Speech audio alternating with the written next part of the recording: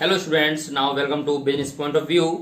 और आज हम चलते हैं अपनी वीडियो नंबर 12, जिसमें हम बात करेंगे बिजनेस एनवायरनमेंट चैप्टर नंबर 3 के अगले topic impacts of change in economic policy on the business. आपने पिछली वीडियो में इकोनॉमिक पॉलिसीज 1991 पढ़ी थी कि किस प्रकार से हम लिबरलाइजेशन, प्राइवेटाइजेशन और ग्लोबलाइजेशन करके न्यू इकोनॉमिक पॉलिसी 1991 को फ्रेम किया गया था। यहां हम देखेंगे कि उस न्यू इकोनॉमिक पॉलिसी के बिजनेस पर क्या क्या इंपैक्ट पड़े थे और कौन कौन से पॉजिटिव इंपैक्ट बिजनेस पर थे। तो आइए देखते हैं हमारे कौन कौन से इंपैक्ट बिजनेस पर पड़े थे उस पॉलिसी से, जिसमें पहला आता है इंक्रीजिंग कंपटीशन। देखिए, पहला सबसे बड़ा जो इंपैक्ट था वो था कि जो कंपटीशन था वो बढ़ गया, काफी कंपटीशन इंक्रीज हुआ क्योंकि इंपोर्ट और एक्सपोर्ट बहुत अधिक मात्रा में होने लगे, नई नई कंपनियां आने लगी, प्राइवेटाइजेशन अधिक हो गया। तो ऐसी कंडीशन में जो कंपटीशन था पहले बहुत कम था क्योंकि कंपनियां बहुत कम थी, इंपोर्ट एक्सपोर्ट बहुत ना के बराबर था। लेकिन न्यू इकोनॉमिक पॉलिसी 1991 आने के बाद कंपटीशन जो था वो काफी इंक्रीज हुआ, जिससे इकोनॉमी में बहुत सहायता मिली थी। ओके, तो कंपटीशन जितना अधिक होगा उतनी ही इकोनॉमी हमारी और स्ट्रांग होती चलेगी, क्योंकि एक से एक बेस्ट प्रोडक्ट निकल के आएगा, उनकी कॉस्ट कम से कम निकल कर आएगी और ज्यादा से ज्यादा मैन्युफैक्चरिंग प्रोडक्ट्स मार्केट में अवेलेबल हो पाएगा। नेक्स्ट हमारा इंपैक्ट था more demanding customers. It means यहां पर जो कस्टमर्स की डिमांडिंग थी वो और अधिक होने लगी क्योंकि प्रोडक्ट ज्यादा आने लगे। और पहले जो प्रोडक्ट थे वो प्रोडक्ट के आधार पर कस्टमर डिमांड करता था क्योंकि मार्केट में जो अवेलेबल था वही कस्टमर यूज करता था। लेकिन धीरे धीरे वो ट्रेंड चेंज होता गया और ऐसी कंडीशन में कस्टमर्स की डिमांड आने लगी और उस डिमांड के अकॉर्डिंग मैन्युफैक्चरिंग होने लगी, उन डिमांड्स के अकॉर्डिंग प्रोडक्ट हमारे प्रोड्यूस होने लगे। तो ये भी एक बहुत बड़ा इंपैक्ट था बिजनेस पर, जो कि पब्लिक की डिमांड को ऑब्जर्व करके उस डिमांड के अकॉर्डिंग ही प्रोडक्ट को मैन्युफैक्चर किया जा रहा था। तो इसलिए डिमांडिंग भी अधिक संख्या में हमारे पास आने लगी थी कस्टमर्स की, जिससे कि ज्यादा से ज्यादा हमारा बिजनेस ग्रोथ करने लगा। And third impact rapidly change technological environment. जो टेक्नोलॉजिकल एनवायरनमेंट था वो टाइम टू टाइम चेंज होने लगा। पहले क्या था, 1991 से पहले लगभग स्टैटिक एनवायरनमेंट हुआ करता था, एक रट्टे पर ही वो चलता था। लेकिन टेक्नोलॉजिकल एनवायरनमेंट 1991 पॉलिसी के बाद में टाइम टू टाइम चेंज होने लगा और उस एनवायरनमेंट को स्कैन करके हम बिजनेस की बहुत सारी एक्टिविटीज को टाइम टू टाइम उसमें एडजस्ट करने लगे, उसे एडेप्ट करने लगे और उसी के अकॉर्डिंग वर्क करने लगे।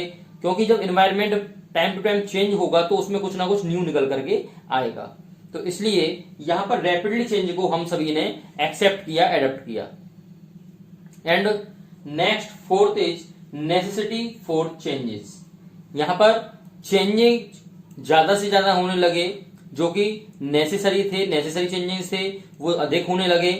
यानी जिन चेंजेस की आवश्यकता थी मार्केट के अंदर वो चेंज ऑटोमेटिक आने लगे 1991 इकोनॉमिक पॉलिसी के बाद। तो वो चेंजिंग भी हमारे बिजनेस को सीधा इंपैक्ट करने लगी, क्योंकि पहले नेसेसरी चेंजिंग इतनी नहीं हो पाती थी। लेकिन यहां पर नेसेसरी चेंजिंग 1991 के बाद में स्टेबल बिजनेस नहीं होता था, तो टाइम टू टाइम चेंज यहां पर होते रहते थे। Next is need for developing human resources. Human resource भी यहां पर काफी डेवलप होने लगे। पहले अनट्रेंड एम्प्लॉय को, अनट्रेंड वर्कर्स को काम पर रख लिया जाता था, उनकी ट्रेनिंग की सुविधाएं भी नहीं थी, ऐसी फैसिलिटी भी प्रोवाइड नहीं करा पाती थी कंपनी।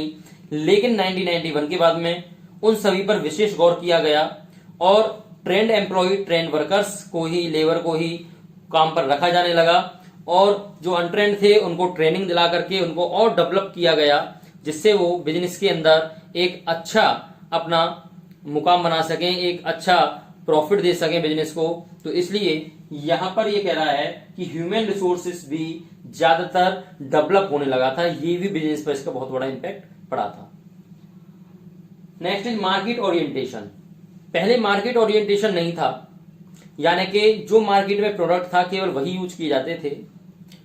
कस्टमर्स की डिमांड, कस्टमर की नेसेसरी, कस्टमर की रिक्वायरमेंट, इनको इग्नोर किया जाता था। लेकिन 1991 पॉलिसी के बाद में कस्टमर की डिमांड के अकॉर्डिंग प्रोडक्ट प्रोड्यूस होने लगे। कस्टमर की जो रिक्वायरमेंट्स की उसके अकॉर्डिंग प्रोडक्ट्स मार्केट में आने लगे, क्योंकि फिर वहां पर कस्टमर की डिमांड को ही फर्स्ट प्रायोरिटी दी गई थी कि कस्टमर की डिमांड के अकॉर्डिंग ही हम अपने प्रोडक्ट को मैन्युफैक्चर करेंगे कि कस्टमर को क्या रूप रंग, क्या साइज में, क्या चीज, क्या प्रोडक्ट, क्या यूजेबल आइटम पसंद है, कैसी उसकी रिक्वायरमेंट्स है, उसी रिक्वायरमेंट्स को एक मेजर करके वहां पर वो प्रोडक्ट को वहां पर मैन्युफैक्चर किया जाने लगा। तो यहां पर मार्केट ओरिएंटेशन होने लगा, मार्केट की जो डिमांड है, जो पब्लिक की डिमांड है, उसको ऑब्जर्व किया जाने लगा, उसको रीड किया जाने लगा और उसके अकॉर्डिंग वो कार्य होता था। Export a matter of survival. ज्यादातर इंपोर्ट और एक्सपोर्ट की मात्रा 1991 के बाद बढ़ी। जब इंपोर्ट और एक्सपोर्ट अधिक मात्रा में होने लगा तो ऐसी कंडीशन में जो एक्सपोर्ट ज्यादा से ज्यादा होता था तो इंपोर्ट ज्यादा से ज्यादा होता था, जिससे कि हमारी जो फॉरेनर करेंसीज हैं वो करेंसी हमारे देश में आए और हमारी इकोनॉमी और स्ट्रांग हो सके। तो इसी कारण से हमारे इंपोर्ट एक्सपोर्ट बहुत अधिक मात्रा में होने लगे, जिससे बिजनेस पर बहुत अच्छा इफेक्ट पड़ा, क्योंकि ज्यादातर मात्रा में बिजनेस और ही इंपोर्ट एक्सपोर्ट करने लगे। क्योंकि जब हमारी कुछ कंपनियां फॉरेनर जाएंगी और फॉरेन की कुछ कंपनियां हमारे यहाँ आएंगी, तभी हमारी फॉरेन करेंसी का ट्रांजेक्शन्स आपस में हो सकता है, और जो कि हमारी इकोनॉमी के लिए बहुत ही कंपलसरी है और हमारी इकोनॉमी को स्ट्रॉन्ग करने के लिए भी आवश्यक है।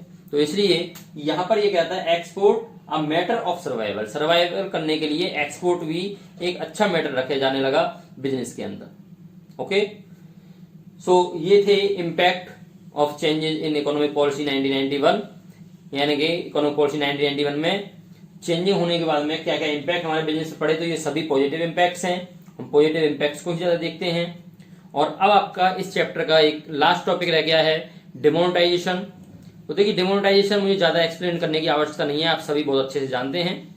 डिमोनेटाइजेशन मीन्स नोटबंदी, और डिमोनेटाइजेशन हमारे इंडिया में 8 नवंबर 2016 को मिस्टर नरेंद्र मोदी जी प्रधानमंत्री जी द्वारा किया गया था, जिसमें 500 और 1000 के जो नोट्स थे, जो पेपर करेंसी थी, उनको डिमोनेटाइजेशन किया गया था, उनको बंद किया गया था। और जो उनको बंद करने का मेन एम था, वो एम क्या था उनका डिमोनेटाइजेशन का, वो aim the main aim of demonetisation was to curb corruption, यानी कि करप्शन को हटाना, check on use of notes for illegal activities, जो इलीगल एक्टिविटीज में जो नोट्स चल रहे थे उनको चेक करना, and specially the accumulation of black money, और स्पेशली जो ब्लैक मनी एक्यूमुलेट हो रही थी, जो सर्कुलर में घूम रही थी, उस ब्लैक मनी को बाहर निकालना, ये मेन मोटिव था डिमोनेटाइजेशन का। डिमोनेटाइजेशन होना भी आवश्यक था, क्योंकि डिमोनेटाइजेशन से हमारे देश की बहुत सारी जो इलीगल एक्टिविटीज थी वो बहुत हद तक थमी, बहुत हद तक उन पर कंट्रोल किया गया था। तो जो डिमोनेटाइजेशन था वो मेन एम इसका डिमोनेटाइजेशन यही था। और डिमोनेटाइजेशन ये आप सभी जानते हैं 8 अप्रैल को 2016 में हुआ था। ओके, क्योंकि ये हम सभी के सामने हुआ है तो डिमोनेटाइजेशन को ज्यादा एक्सप्लेनेशन की आवश्यकता नहीं है, आप समझ में आ गया होगा डिमोनेटाइजेशन। यहीं पर आपका chapter number 3 business environment finish होता है। ओके, नेक्स्ट वीडियो में हम बात करेंगे चैप्टर नंबर 4 प्लानिंग के साथ। तब तक आप वीडियो को अच्छे से देखें और अपना रिवीजन करें। Thank you so much.